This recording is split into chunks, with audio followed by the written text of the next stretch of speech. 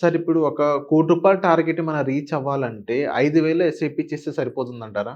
మీరు 5,000 ఎస్ఐపి ఎందుకంటున్నారు? రూ. 1000 ఎస్ఐపితోని రూ. 1,00,00,000 వెళ్ళకపోతుంది. ఓకే. కానీ లాజిక్ ఈజ్ ఇక్కడ మనందరం మిస్ అయ్యేది టైం. యెస్. టైం ఉండాలి. లేకపోతే మనీ అయినా ఎక్కువ పంపించేయాలి. మన దగ్గర టైం ఉంది అనుకుంటే మీరు 500 ఎస్ఐపి చేస్తే కూడా 60,000, 70,000 చేస్తే అది రూ. 1,00,00,000 అవుతుంది. కానీ దానివల్ల మీకు యూజ్ అనేది ఉండదు. ఎందుకంటే టైంతో పాటుగా మనీ వాల్యూ అనేది పడిపోతుంది. చాలామందికి అర్థం కాని విషయం ఏంటంటే టైం వాల్యూ ఆఫ్ మనీ అనేది అర్థం కాదు. అందుకనే నేను ఈ పాలసీ కట్టాను సార్ నాకు అందులో ఏం రాలేదు, నేను ఆ పాలసీ కట్టాను సార్ నాకు అందులో ఇదేం రాలేదు అని అంటారు. మీరు ఎప్పుడైతే 10 ఏళ్ల కిందట 20 ఏళ్ల కిందట మీరు మాట్లాడుతుంటే లక్షాధికారి వీడు అనేవాళ్ళు.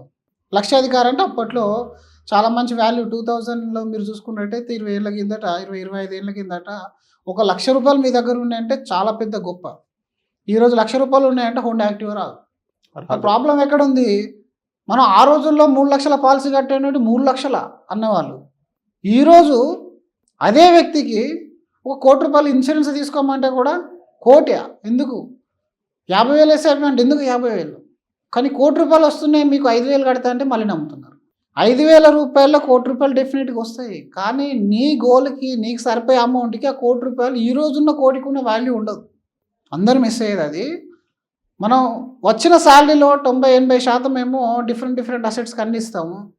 లాంగ్ టర్మ్ కోసం the biggest return is equity అని అందరికీ తెలుసు. బట్ ఈక్విటీకి మాత్రం 5,000తోనో 3,000తోనో స్టార్ట్ చేద్దామని ఆలోచిస్తారు. ఇక్కడ ₹1,00,00,000 అనేది ఈ రోజున్న కోటికి 10 ఇయర్స్ తర్వాత ఉన్న కోటికి వాల్యూ అనేది ఆల్మోస్ట్ సగానికి పడిపోతుంది. మీరు 20 సంవత్సరాలు 30 సంవత్సరాల తర్వాత మీ 5,000 ఎస్ఐపి ₹1,00,00,000 అయితే దాని వాల్యూ 20% పడిపోతుంది. ఇక టైం వాల్యూ ఆఫ్ మనీ. అందుకే 15% రూల్ ఉంది కదా, 15-15-15 అని. అందరు అర్థం చేసుకునే సింప్లెస్ట్ రూల్. 15,000 ఎస్ఐపి. 50,000 వచ్చిన శాలరీ వాళ్ళు వచ్చి 15,000 చేస్తున్నారు. ₹1,00,000 వచ్చిన వాళ్ళు 15,000 చేస్తున్నారు. 3 లక్షలు వచ్చిన వాళ్ళు కూడా 15,000 చేస్తున్నారు. ₹1,00,00,000 వస్తాయి. ₹1,00,00,000 వస్తాయి. నిజంగా 15 అని 15% రిటర్న్ వస్తాయంటారు ఒక 15 ఇయర్స్లో? లాస్ట్ 15 ఇయర్స్ మీరు డేటా గమనించండి.